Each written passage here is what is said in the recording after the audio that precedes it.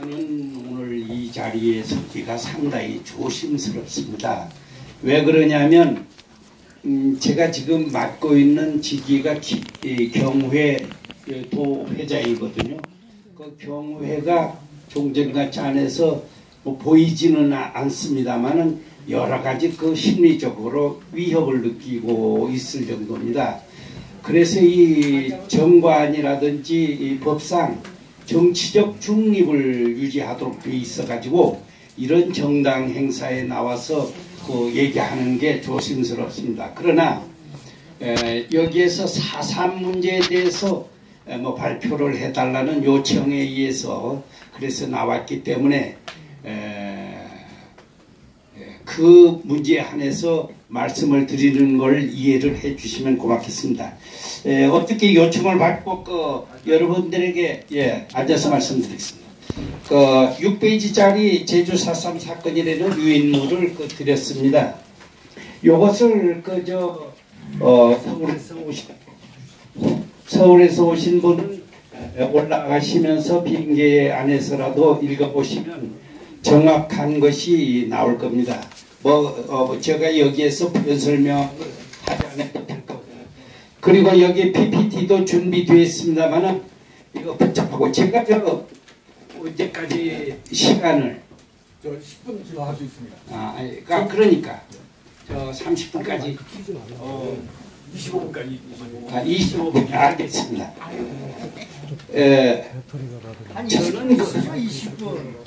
저는 경찰에 한 32년간 있었습니다만 현직에 있을 때 4.3에 깊은 관심을 가지지 않았습니다. 그러 퇴직하고 난 후에 세상 돌아가는 것을 보니까 이건 아니지 않냐. 물론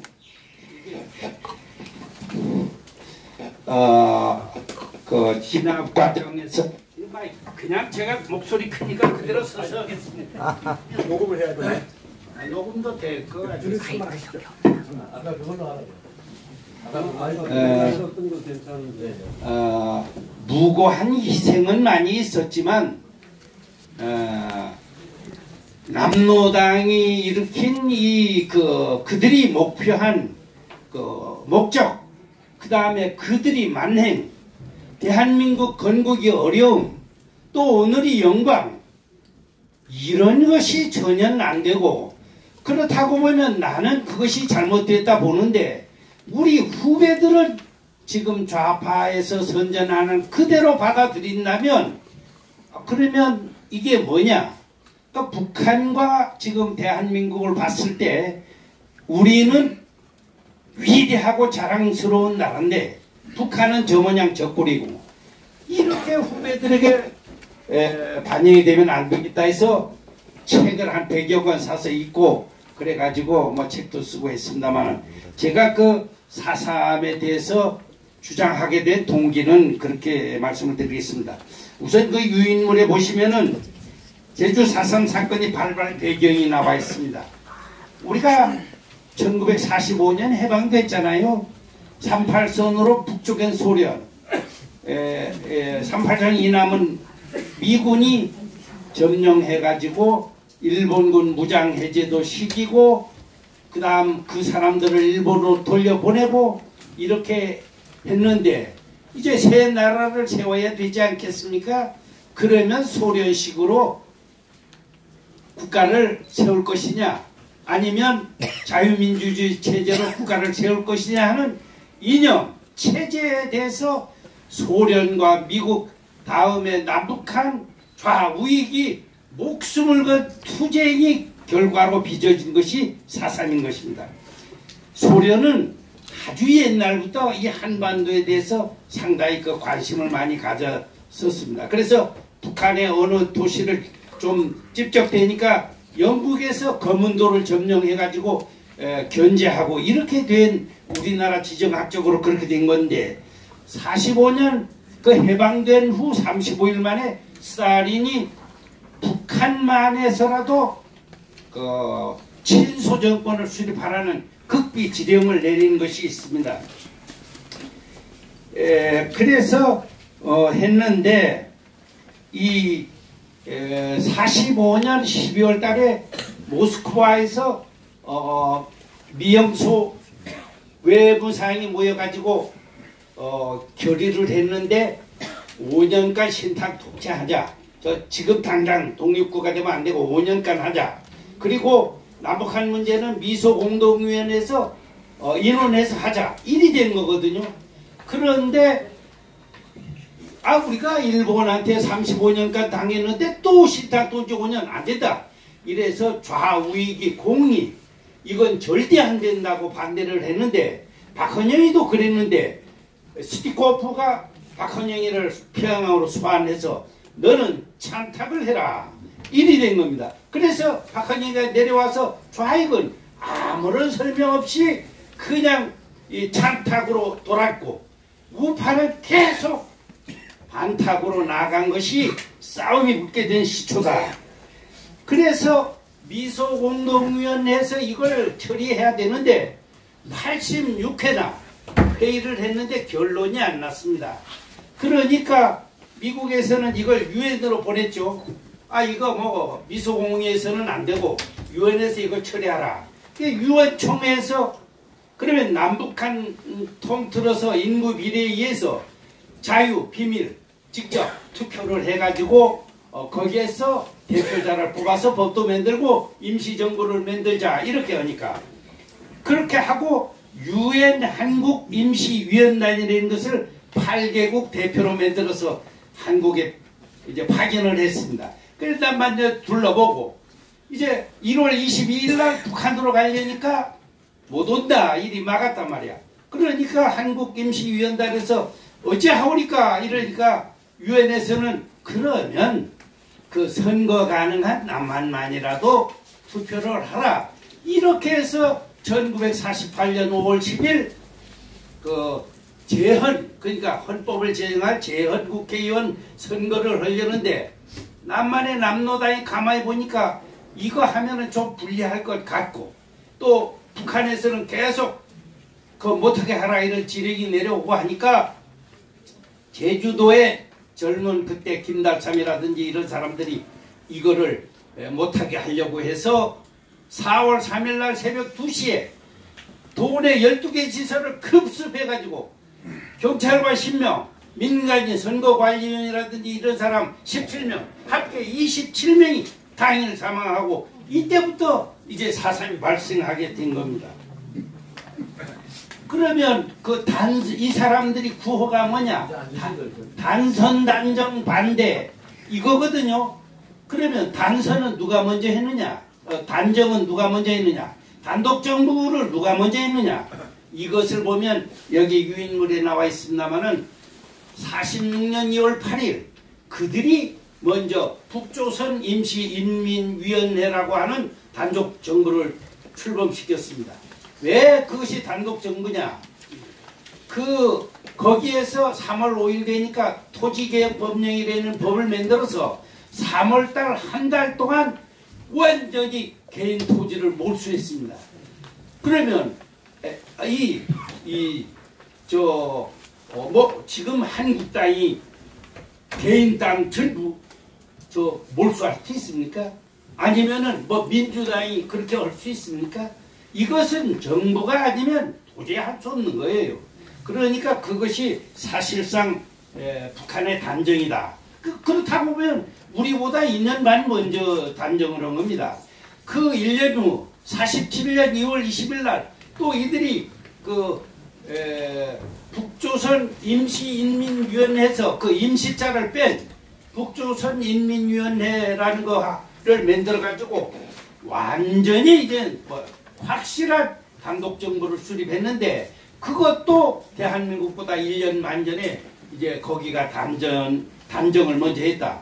그런데 왜 남노당은 먼저 한 북한에 대한 단독정부는 비판하지 않고 왜 대한민국 단정만 비판하느냐? 그것은 노선이 다르고 저쪽에 지령을 받아서 공산통일을 하려고 하는 그 남노당 강령에 의해서 그렇게 된 거다.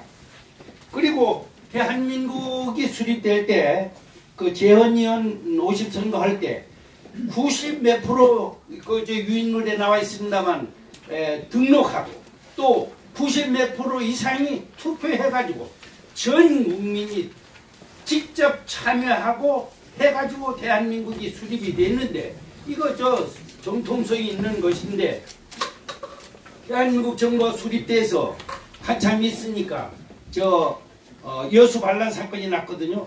그 직후에 이덕구가 대한민국을 상대로 선전포고했는데 지금 대한민국 상대로 무장 한 500명이 무장해가지고 대한민국에 선전포고하면 그것이 뭐겠습니까?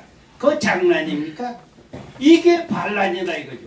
저는 그래서 4월 3일부터 정부 수립까지는 우리가 대한민국이 없었기 때문에 그걸 폭동으로 보고 한자에 따라서 다릅니다만 대한민국 정부 수립 이후에 이놈들이 습격한 것은 반란이다.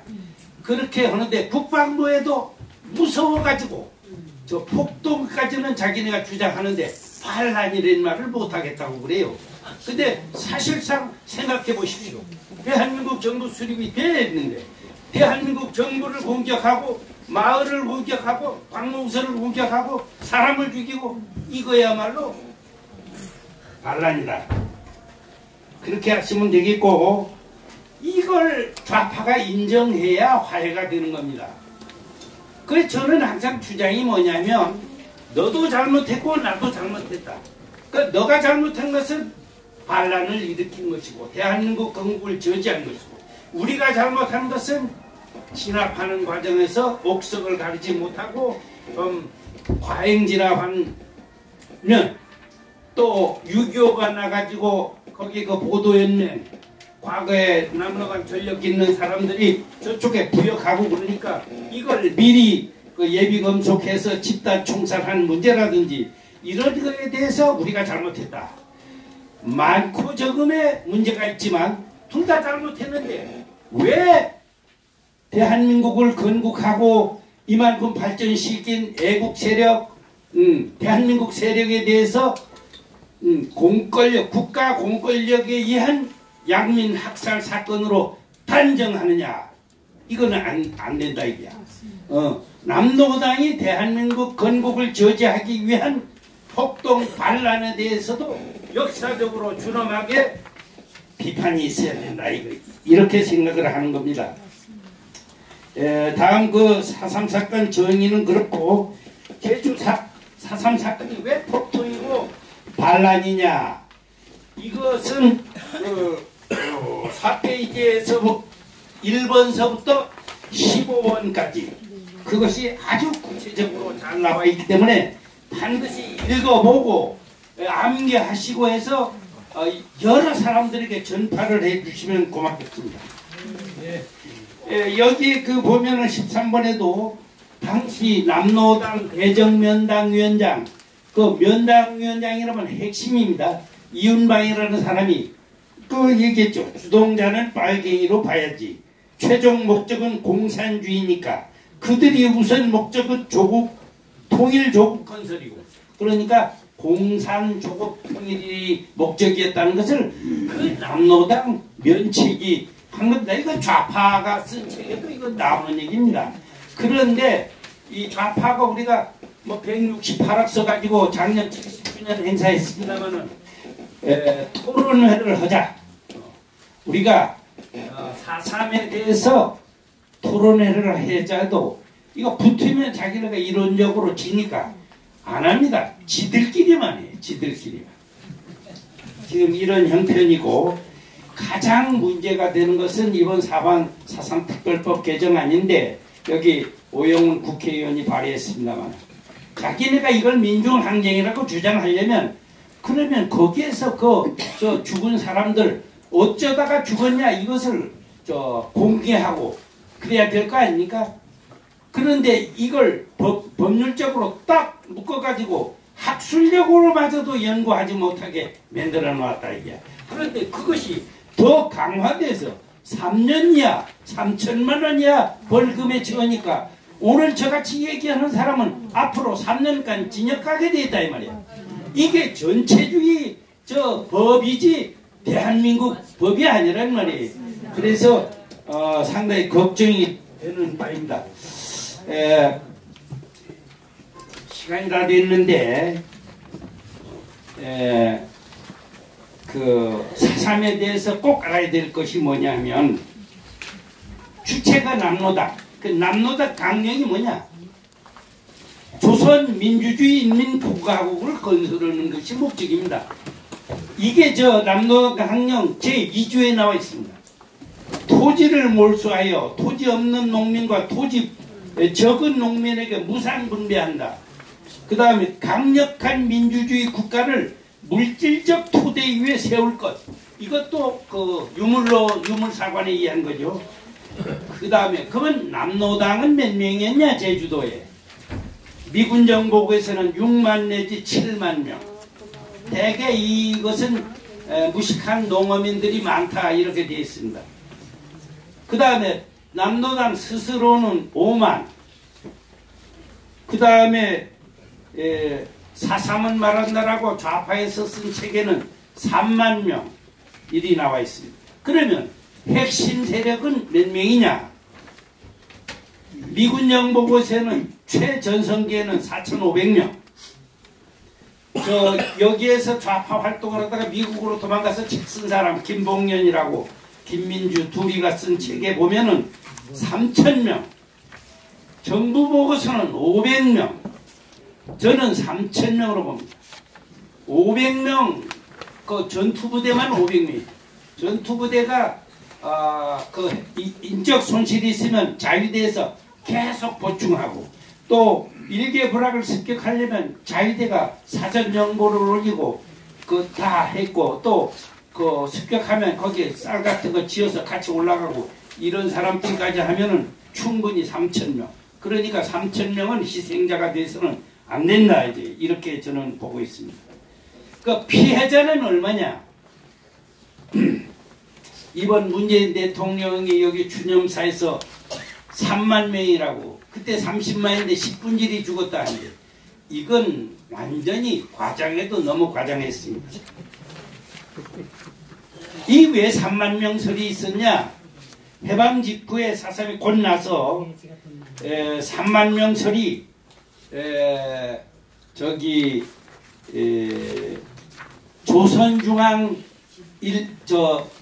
중앙조선일보라고 좌파 신문이 있습니다. 성시백이 그 김일성이 아주 직속고봉 간첩이 내려와서 만든 신문인데 거기에 3만 명이라고 된 것을 이승엽이라고 남로당 그 핵심 간부가 잡지에다가 3만 명이 썼습니다. 또 이것을 그 이기석이라고 한 사람이 또 그 남로당 친구인데 3만 명이라고 했는데 이것이 마치 정설처럼 계속 지금까지 내려오고 있는데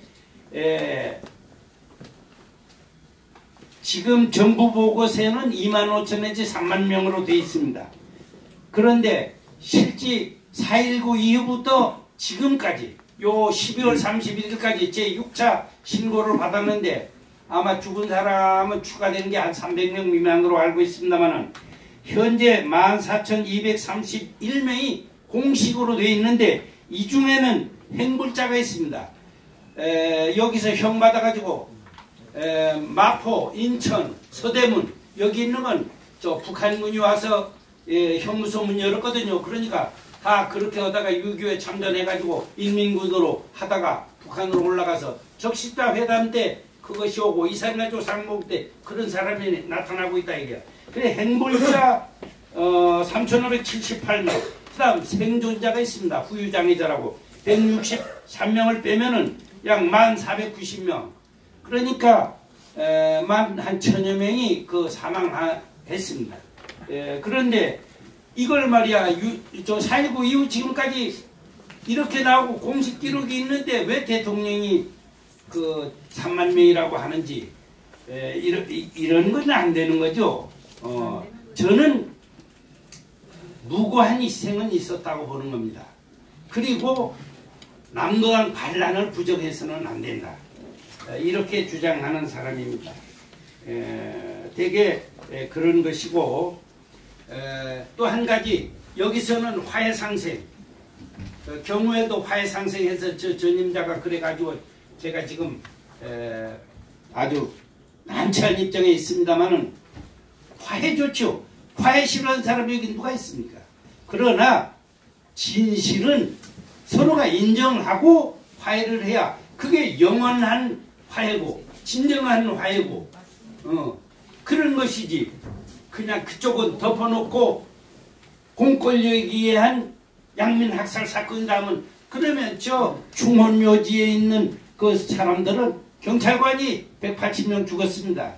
군인도 한 180명 죽었는데 그거 저 전부 파 던져버려야 될 거 아니겠습니까? 여기 저 사삼평화공원에 언제 시간 있거든 가보십시오만은. 미국에서 남북전쟁이 있었는데 1861년서부터 65년까지 4년까지 그때 전사한 사람이 62만 3천 명입니다.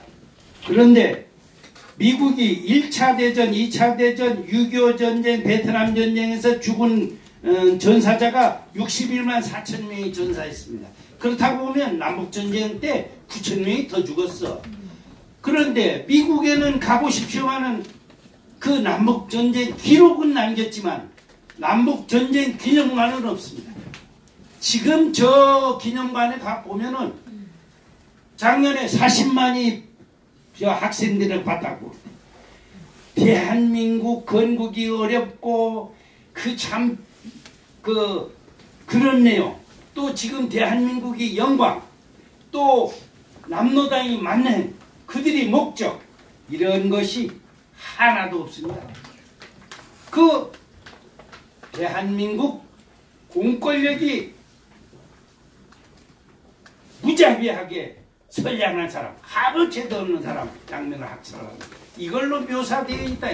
그러면 40만 명이 젊은 애들이 다 그렇게 하면은 앞으로 대한민국은 뭐 지구상에서 뭐 제일 저 꼴등이라 해야 돼. 지금 11위 아니에요. 11위. 이것을 저는 바로 잡고자 하는 겁니다. 그래서 여러분들이 그 유인물 많이 전파해 주시고 홍보해 주시기 바랍니다. 감사합니다.